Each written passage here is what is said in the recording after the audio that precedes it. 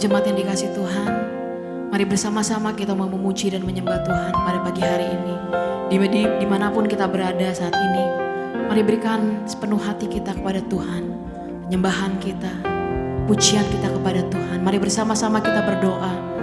Bapa di surga, kami bersyukur Tuhan kalau hari ini Tuhan Engkau masih memberikan kami kesempatan satu kali lagi Tuhan, untuk kami boleh bersama-sama bersekutu, beribadah melalui media online ini Tuhan. Kami percaya Tuhan, walaupun kami ada di rumah kami masing-masing Tuhan, tapi kami percaya ada kuasa-Mu yang tidak terbatas. Ada Roh Kudus yang tidak terbatas Tuhan, menjamah setiap kami, menghampiri setiap rumah demi rumah kami Tuhan. Kami percaya Tuhan ada kuasa-Mu yang dahsyat mengalir Tuhan di setiap kehidupan kami, di setiap hidup keluarga kami. Kami percaya Tuhan kami mau memberikan yang terbaik Tuhan. Penyembahan kami, pujian kami Tuhan, semuanya kami berikan kepadamu Tuhan. Terima kasih Bapa. Haleluya. Amin.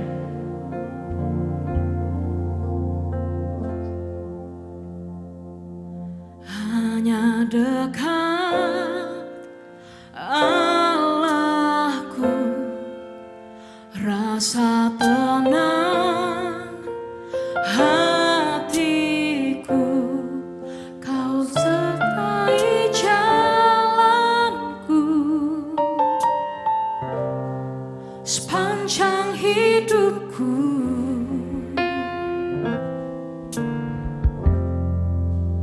Hanya dekat padamu ada kekuatan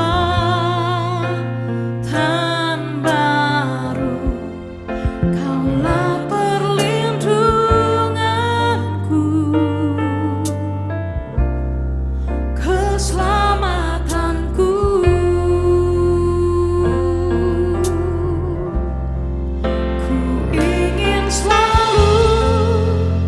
Bersekutu denganmu, menikmati hadiratmu, biarkan Roh-Mu tinggal dalam hidupku. Sungguh indah bersamamu selama. Mari bersama-sama katakan, ku ingin selalu, ku ingin selalu bersekutu denganmu, menikmati hadiratmu, biarkan Roh-Mu tinggal dalam hidupku. Sungguh indah bersamamu selamanya.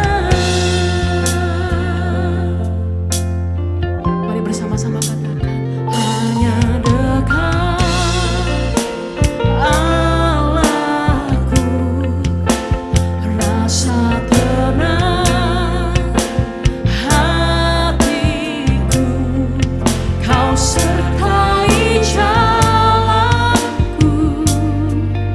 Amin. Sepanjang hidupku, kami percaya Tuhan hanya dekat kepadamu saja. Hanya dekat padamu ada kekuatan baru. Kaulah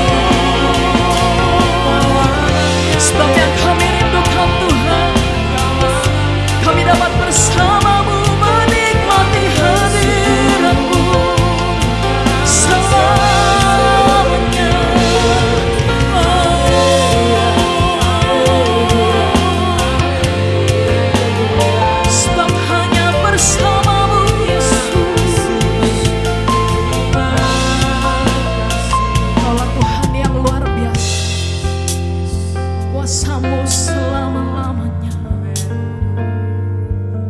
menyertai hidup kami Tuhan.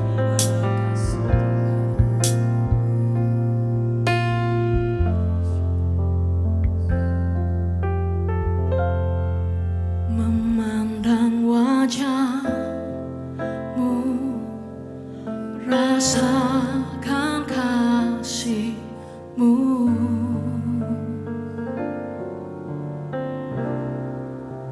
tinggal dekat-Mu setiap saat di dalam hidupku.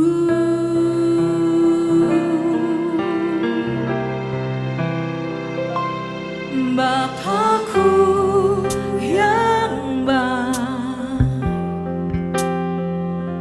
sangat ku cinta,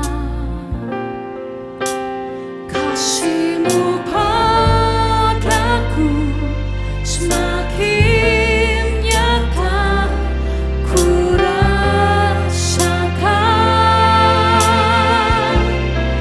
Kaulah Bapakku yang baik,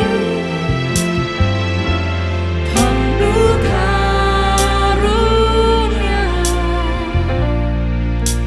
Ku bersyukur selalu kepadamu.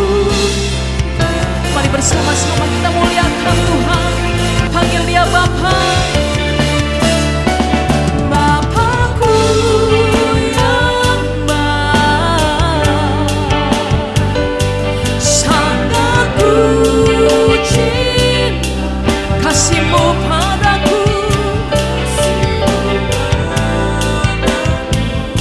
semakin nyata ku rasakan. Mari sama-sama katakan, Kaulah Bapakku, Kaulah Bapakku yang baik, penuh karunia. Ku bersyukur selalu kepadamu. Mari lebih sungguh katakan, Bapakku yang baik, Bapakku yang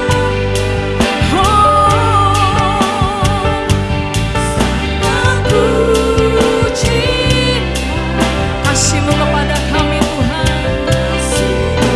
Amin. Semakin nyata ku rasakan.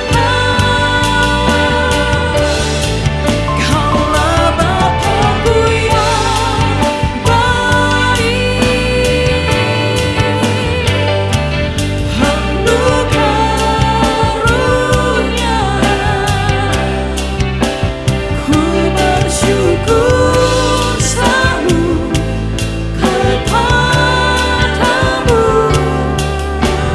Mari katakan, ku bersyukur, ku bersyukur, ku bersyukur selalu kepadamu. Mari sekali lagi dengan sepenuh hatimu katakan, ku bersyukur selalu, ku bersyukur selalu kepadamu.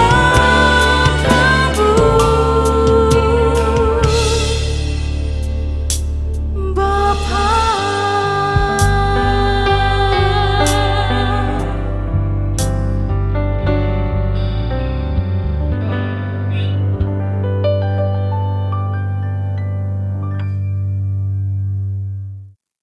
Shalom Bapak Ibu yang dikasihi Tuhan, kita bersyukur bisa beribadah kembali. Walaupun Bapak Ibu masih di rumah masing-masing, tetapi saya percaya bahwa Tuhan memberkati kita hari ini. Dan firman Tuhan pasti akan melawat kita. Hari ini saya akan berbicara tentang orang tua, gembala yang baik menjadi pintu bagi anak-anaknya. Orang tua, gembala yang baik menjadi pintu bagi anak-anaknya. Mari kita buka Alkitab kita dalam Yohanes pasalnya yang ke-10 ayat 7 sampai dengan ayatnya yang ke-15. Yohanes pasal yang ke-10 ayat 7 sampai dengan ayatnya yang ke-15. Demikian bunyi firman Tuhan. Maka kata Yesus sekali lagi, aku berkata kepadamu, sesungguhnya akulah pintu ke domba-domba itu. Semua orang yang datang sebelum aku adalah pencuri dan perampok, dan domba-domba itu tidak mendengarkan mereka. Akulah pintu, barang siapa masuk melalui aku ia akan selamat, dan ia akan masuk dan keluar dan menemukan padang rumput. Pencuri datang untuk mencuri dan membunuh dan membinasakan. Aku datang supaya mereka mempunyai hidup dan mempunyainya dalam segala kelimpahan. Akulah gembala yang baik. Gembala yang baik memberikan nyawanya bagi domba-dombanya. Sedangkan seorang upahan yang bukan gembala dan yang bukan pemilik domba-domba itu sendiri ketika melihat serigala datang, meninggalkan domba-domba itu lalu lari. Sehingga serigala itu menerkam dan menceraikan domba-domba itu. Ia lari karena ia seorang upahan dan tidak memperhatikan domba-domba itu. Akulah gembala yang baik dan aku mengenal domba-dombaku dan domba-dombaku mengenal aku. Sama seperti Bapa mengenal aku dan aku mengenal Bapa dan aku memberikan nyawaku bagi domba-dombaku. Amin. Bapak Ibu yang dikasihi Tuhan, jika kita membaca firman Tuhan yang kita sudah renungkan tadi, kita akan menemukan bahwa Yesus memberikan sebuah teladan kepada kita di mana dia menjadi sebuah pintu bagi mereka yang tidak menemukan jalan atau bahkan sudah dalam kebuntuan dalam menemukan jalan kepada terang. Dan Yesus berkata, akulah pintu, barang siapa masuk melalui aku, ia akan selamat dan ia akan masuk dan keluar dan menemukan padang rumput. Pada zaman itu Bapak Ibu yang dikasihi Tuhan, biasanya para gembala akan mengarahkan domba-domba mereka untuk masuk ke kandang pada saat malam tiba. Dan akan menempatkan penjaga untuk berdiri di depan kandang tersebut. Dan setiap pagi sang gembala akan memanggil domba-domba itu. Dan setiap domba tentu mengenali suara sang gembala dan mereka akan keluar dari kandang. Penjaga kandang atau salah seorang gembala yang tidur tepat di depan pintu masuk. Di mana gembala tersebut menjaga domba-domba yang ada di kandang itu. Tidak ada satupun domba yang masuk dan keluar tanpa melewati sang gembala. Kita lihat di sini bahwa pintu di mana domba itu masuk dan keluar memiliki fungsi sebenarnya untuk memberi rasa aman. Untuk menjaga dari bahaya.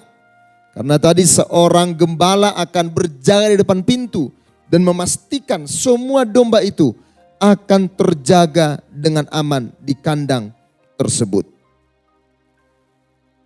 Nah, itu juga hal yang terjadi sebenarnya dalam kehidupan kita. Keluarga-keluarga, bahwa orang tua sebenarnya punya fungsi menjadi seorang gembala di tengah keluarga. Selama bulan Juni ini GBI menetapkan sebagai bulan keluarga. Dan kita akan banyak berbicara tentang keluarga. Dan hari ini saya berbicara tentang orang tua sebagai gembala yang harus menjadi pintu. Seorang penjaga yang melindungi anak-anak mereka, yang melindungi keluarga mereka dari begitu banyak bahaya yang bisa mengancam keluarga kita. Dikatakan tadi ada pencuri, ya, iblis mencuri, membunuh dan membinasakan. Ada begitu banyak ancaman Bapak Ibu yang dikasihi Tuhan yang mengancam anak-anak kita, yang mengancam keluarga kita.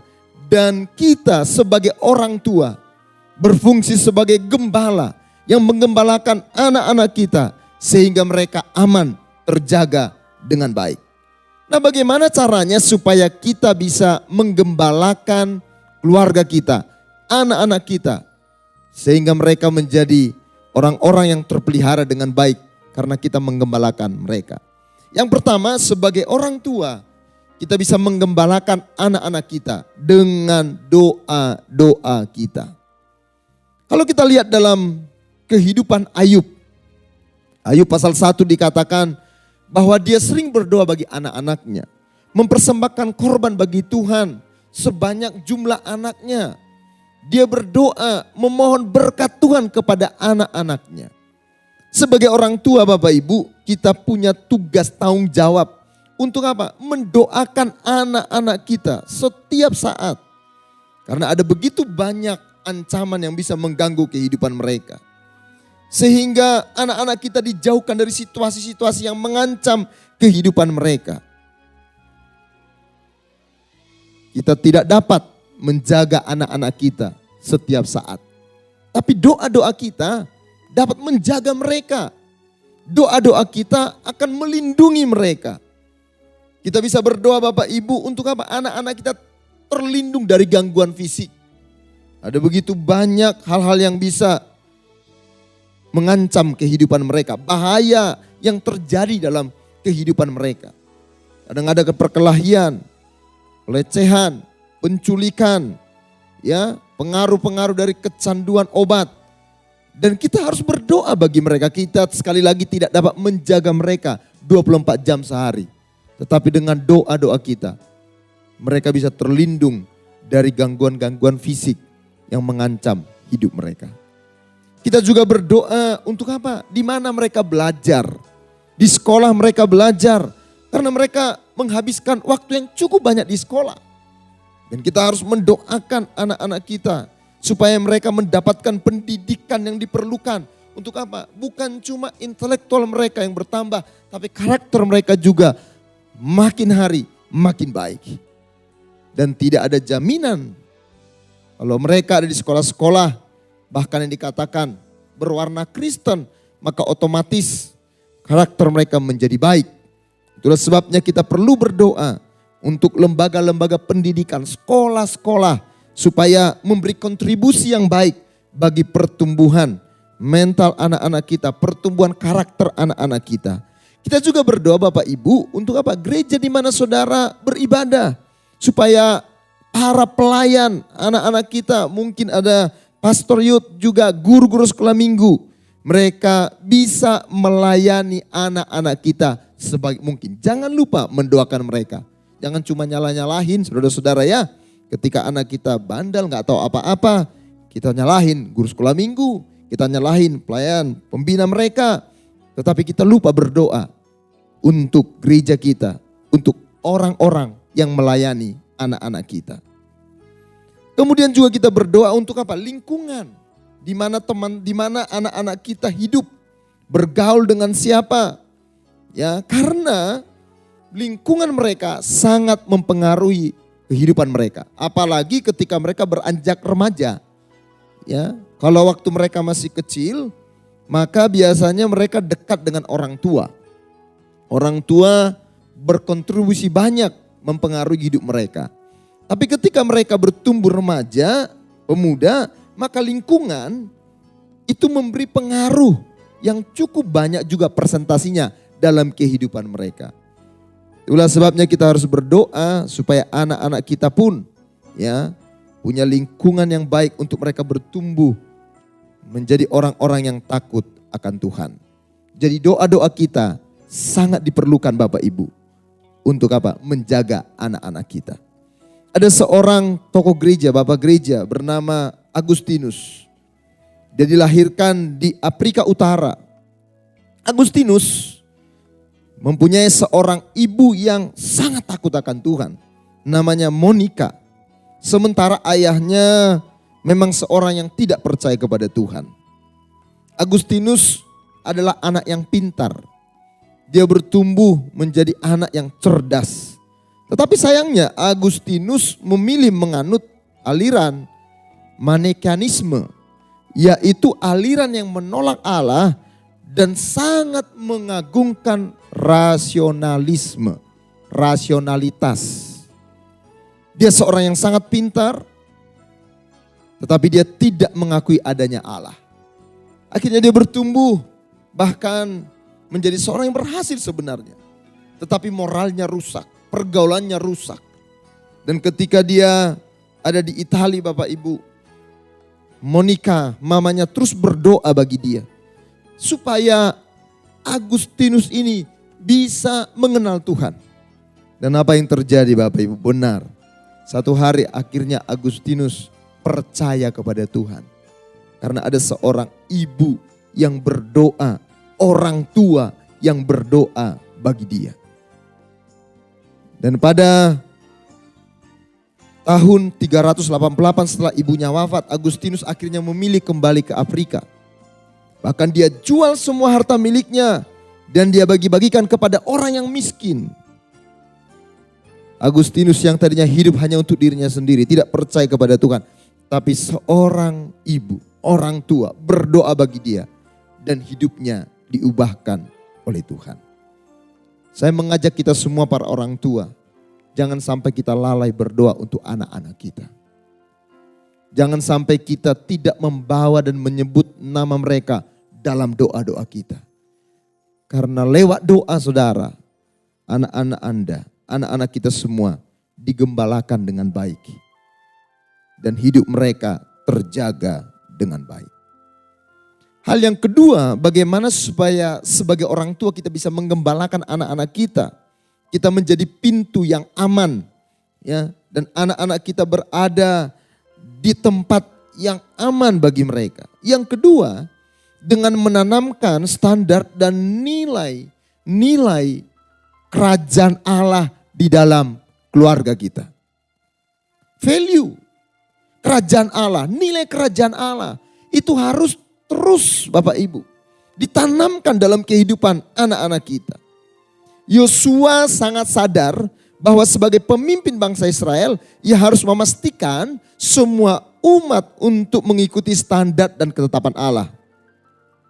Dan sebagai pemimpin di keluarga pun, ia menetapkan standar dan arah kemana keluarga itu akan diarahkan. Standar apa yang harus diterapkan dalam keluarga. Karena itulah ia berkata dalam Yosua 24 ayat 15. Tetapi jika kamu anggap tidak baik beribadah kepada Tuhan, pilihlah pada hari ini kepada siapa kamu akan beribadah. Allah yang kepadanya nenek moyangmu beribadah di seberang sungai Efrat, atau Allah orang Amori yang negerinya kamu diami ini. Tetapi aku dan seisi rumahku, kami akan beribadah kepada Tuhan. Lihat bagaimana Yosua ya membangun sebuah standar, sebuah filter yang dapat melindungi keluarganya dari berbagai pengaruh negatif yang ada di dunia ini. Pengaruh-pengaruh yang ada di dunia ini sangat sulit Bapak Ibu untuk kita bendung. Sangat sulit untuk kita bendung. Apalagi kita sekarang hidup di zaman teknologi yang sangat maju. Ya, era digitalisasi yang membuat Bapak Ibu yang dikasihi Tuhan semua akses terbuka. Apa yang membuat anak-anak kita bisa terjaga dari nilai-nilai dunia, nilai-nilai pengaruh-pengaruh dunia yang sangat rusak ini. Maka kita harus memberikan filter ya, yang menyaring sehingga setiap hal yang buruk bisa saja ada di sekitar mereka. Tetapi ada yang menjaga karena ada nilai-nilai kebenaran. Ada filter yang melindungi sehingga anak-anak kita bisa terjaga dengan baik. Karena itu firman Tuhan mutlak Bapak Ibu. Kebenaran harus menjadi bagian terpenting dalam keluarga. Puji Tuhan, hari-hari ini kita banyak di rumah. Ya. Bahkan mungkin pun kalau kembali nanti new normal, saya percaya kita pun tetap akan punya waktu yang lebih banyak mungkin di rumah. Itulah sebabnya saya dan saudara sebagai orang tua sebenarnya mempunyai kesempatan yang banyak untuk apa? Untuk mengajarkan, menanamkan nilai-nilai kerajaan Allah kepada anak-anak kita. Memang ya, karena pandemi corona ini banyak juga keluarga-keluarga yang mengalami stres, tidak terbiasa tinggal berlama-lama di rumah. Mereka biasanya pagi pergi, pulang malam cuma tidur, pergi lagi pagi. Sementara sekarang mereka harus di rumah, ya kadang-kadang perdebatan kecil bisa jadi besar. Nah, tetapi sebagai orang percaya harusnya kita memakai kesempatan ini untuk apa? Menanamkan kebenaran dalam hidup dan hati anak-anak kita. Ya. Sediakan waktu untuk berbicara dengan mereka Bapak Ibu. Dari hati ke hati untuk mengajarkan nilai-nilai yang mereka butuhkan. Sehingga mereka tidak bingung di tengah-tengah dunia ini. Sehingga mereka tidak menjadi generasi yang rapuh. Gampang dibelokkan, gampang dipengaruhi. Karena apa? Ada kebenaran firman yang begitu kuat. Yang akan menolong mereka bertahan.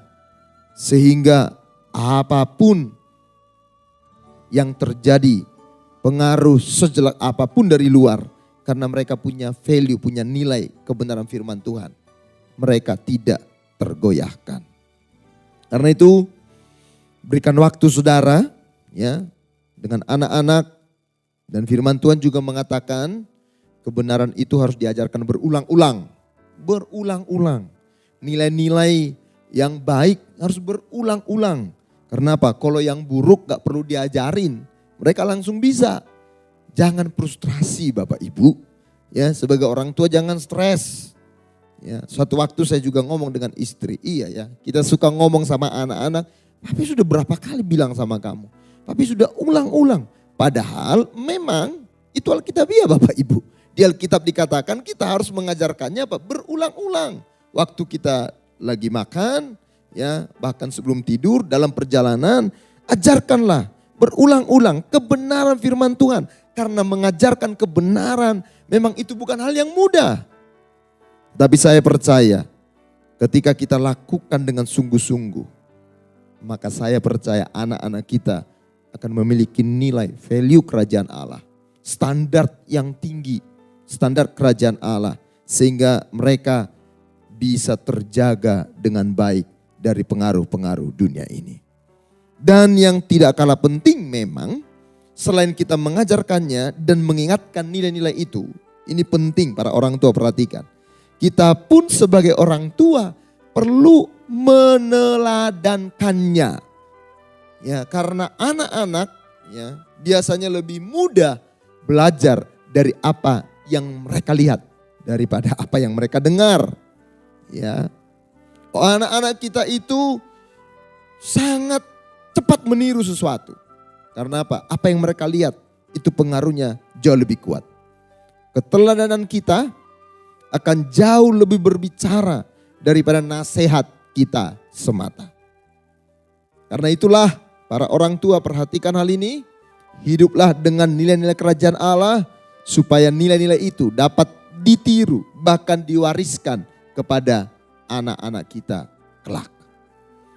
Ini yang kedua, kita bisa menjaga menjadi gembala yang baik bagi anak dan keluarga kita. Yang ketiga, bagaimana kita bisa menggembalakan keluarga kita, anak-anak kita dengan baik. Disiplin berdasarkan kasih untuk menanamkan dan membentuk nilai-nilai karakter pada anak-anak kita. Amsal 13 ayat 24 mengatakan demikian. Siapa tidak menggunakan tongkat benci kepada anaknya. Tetapi siapa mengasihi anaknya menghajar dia pada waktunya. Lihat. Siapa menggunakan tongkat ini bicara disiplin. Kalau kita tidak mendisiplin anak kita dikatakan kita berarti benci anak kita. Tetapi siapa mengasihi anaknya pergunakanlah, disiplinkanlah mereka. Siapa mengasihi anaknya, menghajar dia. Ini bicara disiplin pada waktunya. Amsal 23 ayat 13 sampai 14 mengatakan demikian. Jangan menolak didikan dari anakmu, ia tidak akan mati kalau engkau memukulnya dengan rotan. Engkau memukulnya dengan rotan tetapi engkau menyelamatkan nyawanya dari dunia orang mati. Amsal 29 ayat 15. Tongkat dan teguran mendatangkan hikmat. Tetapi anak yang dibiarkan mempermalukan ibunya. Bapak Ibu yang dikasihi Tuhan, kita harus menjadi orang tua yang berusaha seimbang untuk menerapkan disiplin dan kasih di tengah-tengah keluarga. Disiplin tanpa kasih itu akan melukai anak-anak kita tentunya. Gambar diri mereka akan rusak dan membuat mereka jauh dari Tuhan. Tapi kasih tanpa disiplin akan menghasilkan anak-anak yang manja, anak-anak yang tidak mandiri, anak-anak yang tidak dapat bertekun. Seorang profesor yang bernama Gregory Slayton, mantan duta besar Amerika Serikat yang mendirikan pelayanan Family First Indonesia, menekankan pentingnya setiap orang tua melakukan prinsip 1-10. Prinsip 1-10. Apa artinya? Untuk setiap satu tindakan atau kata-kata pendisiplinan diperlukan 10 pujian yang tulus untuk memulihkannya. Jadi sebagai orang tua memang kita tidak boleh hanya mendisiplin terus. Ya. Sampai kita tidak pernah memuji, ya, tidak pernah mengapresiasi, maka anak kita tidak akan bisa bertumbuh dengan baik. Ya, tapi Anda pun tidak hanya mengasihi mereka dengan memberi pujian, memberi apresiasi kepada mereka tanpa ada satu pendisiplinan ketika mereka berbuat salah. Kita harus menerapkan disiplin saat anak melanggar aturan yang sudah disepakati. Makanya paling penting memang keluarga sekarang, Bapak Ibu, ini menjadi satu pembelajaran yang baik bagi kita. Keluarga milenial, ya, kita melayani generasi milenial. Anak-anak kita, ya, tentu zamannya berbeda dari kita dulu sebagai orang tua. Ya, anak-anak sekarang mereka anak-anak yang bertumbuh di era keterbukaan. Dan sebagai orang tua ada baiknya kita membuat kesepakatan bersama dengan mereka. Ya. Dan disiplin disesuaikan dengan tingkat pelanggaran dan juga usia. Jadi kalau anaknya masih kecil, beda disiplinnya dengan anak yang sudah remaja. Dan Anda bisa belajar bagaimana mendisiplinkan anak yang masih 4 tahun, 6 tahun, 8 tahun, 12 tahun. Jangan dipukul rata Bapak Ibu. Jangan disamaratakan. Tetapi ada perbedaan-perbedaan yang disepakati bersama dalam keluarga. Jadi kalau anak berbuat salah, kita disiplin. Tetapi ketika mereka berprestasi, ya melakukan sesuatu yang diharapkan, ya, berilah pujian yang tulus kepada mereka. Supaya mereka bisa bertumbuh dengan baik. Dr. James Dobson, pendiri pelayanan keluarga internasional Focus on the Family, mengemukakan bahwa tujuan disiplin bagi anak ialah agar mereka dapat belajar bagaimana cara hidup bertanggung jawab. Dobson mengemukakan beberapa hal berkaitan dengan cara mendisiplin anak.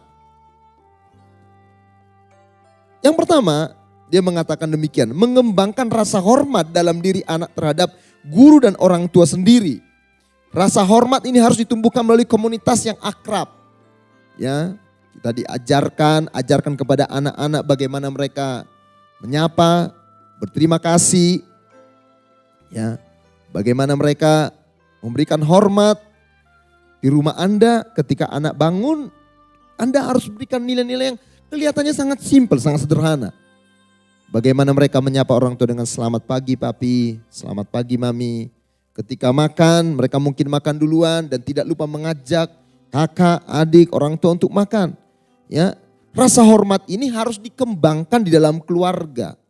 Dipelihara dengan baik. Ya, karena itu punya waktu untuk apa? Menjawab pertanyaan daripada anak-anak. Anak-anak sekarang kritis Bapak Ibu. Ya. Dan dengan begitu anak-anak akan belajar mengenai otoritas secara benar dan tepat. Mereka tahu bahwa otoritas mereka di rumah, otoritas mereka di sekolah, otoritas mereka di gereja. Karena dikembangkan di dalam keluarga. Memberi hukuman atas tingkah lakunya yang jelas-jelas memberontak atau menentang guru, orang tua, melawan aturan yang ditetapkan, yang sudah disepakati. Jadi orang tua harus ya memberikan disiplin Mengapa orang tua harus mendisiplin? Harus juga disampaikan. Itulah sebabnya keluarga perlu punya mesbah keluarga. Kenapa? Karena di mesbah keluarga itu kita bisa komunikasi. Jangan mendisiplin anak tanpa menjelaskan kenapa dia disiplin. Apalagi anak masih kecil. Jangan nanti dia bingung. Tetapi jelaskanlah kenapa dia harus menerima pendisiplinan tersebut. Karena dia sudah melanggar kesepakatan yang dibuat. Jangan pernah memberi sogokan kepada anak-anak Bapak Ibu. Berupa benda, hadiah agar dia berlaku tertib. Hal ini sering kita lakukan. Cara kita membujuk anak. Mungkin 1-2 kali, tapi jangan seterusnya Anda lakukan itu yang akan menumbuhkan akar materialisme. Sehingga mereka harus diberi sesuatu, baru mereka taat. Itu hal yang salah. Jadi jangan memberikan kepada mereka sogokan. Dan itu yang akan menumbuhkan tuh benih-benih korupsi itu. Sehingga anak dimanipulasi. Dan tidak heran bahkan akhirnya anak-anak juga sering memanipulasi orang tua. Karena dari mana? Mereka belajar dari orang tua mereka. Untuk anak-anak remaja, pendisiplinan dapat dilakukan dengan dialog. Anak-anak remaja bisa diajak berbicara, membuka komunikasi.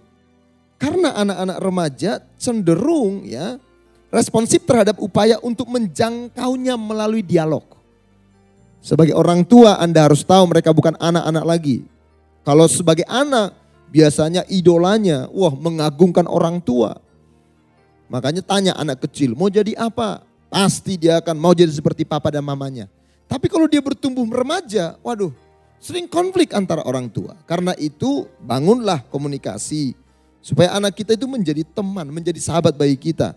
Dan mereka menjadi dekat bahkan ketika kita memberi disiplin. Mereka tahu karena kita mengasihi mereka. Jadi disiplin dan kasih harus diterapkan secara seimbang dalam keluarga. Anda bisa berdiskusi dengan istri.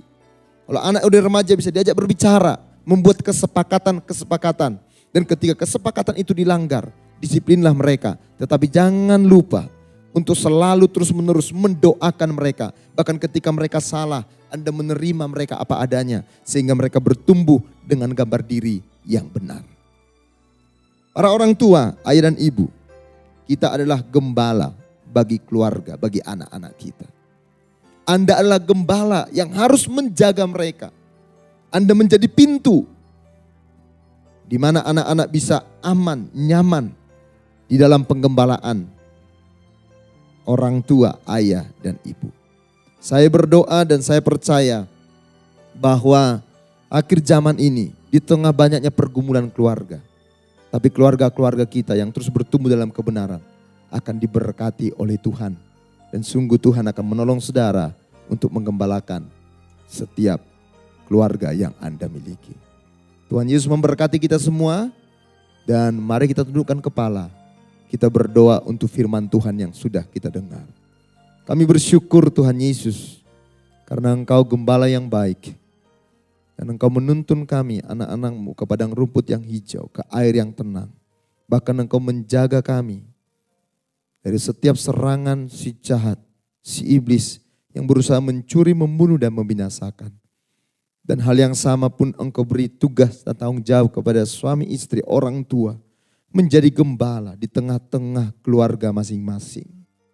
Kadang-kadang kami abai untuk menggembalakan anak-anak kami. Sehingga mereka digembalakan oleh dunia.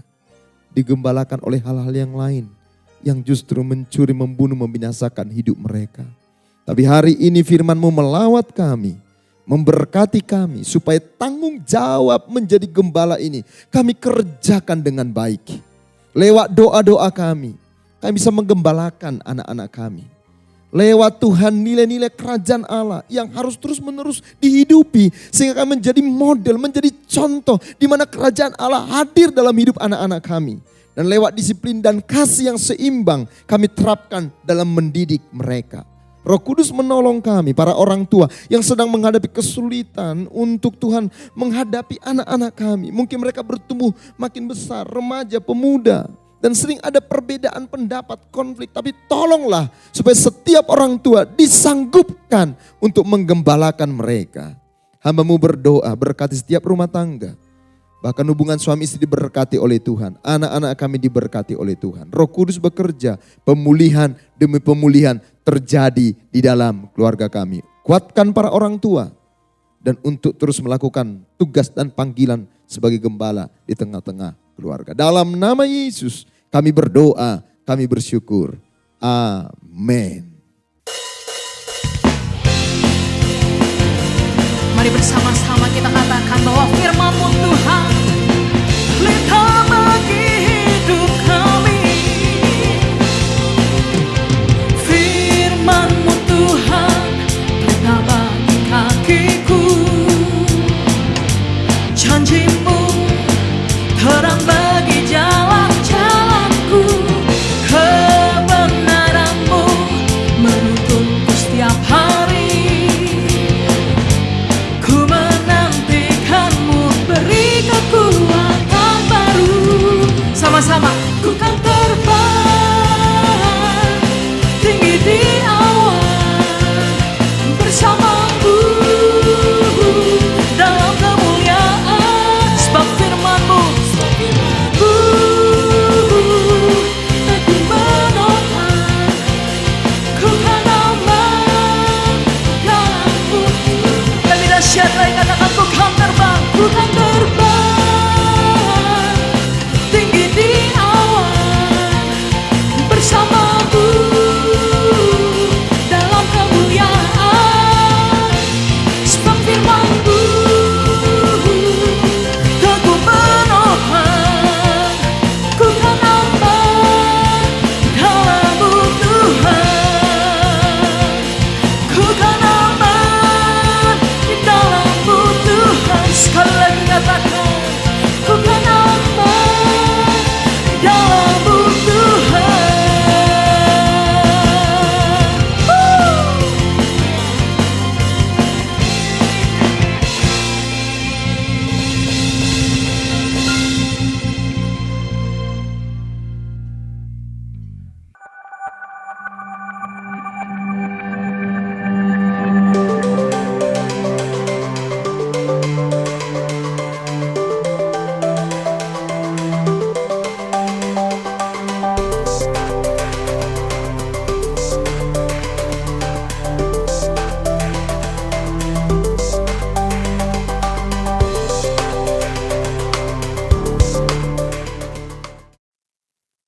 Jemaat yang dikasihi Tuhan, arahkanlah hatimu kepada Tuhan. Kedangkanlah kedua tanganmu dan terimalah berkat Tuhan. Kuatkan dan teguhkanlah hatimu dengan sungguh-sungguh. Dan bertindaklah hati-hati. Janganlah menyimpang ke kanan atau ke kiri. Sesuai firman Tuhan, supaya engkau beruntung kemanapun engkau pergi. Janganlah kecut dan tawar hati, sebab Tuhan Allah menyertai engkau kemanapun engkau pergi. Kasih karunia dari Allah Bapa di sorga, damai sejahtera dan anugerah dari Tuhan kita Yesus Kristus, serta persekutuan Roh Kudus menyertai saudara sekalian hingga Maranatha Tuhan Yesus datang kembali. Amin.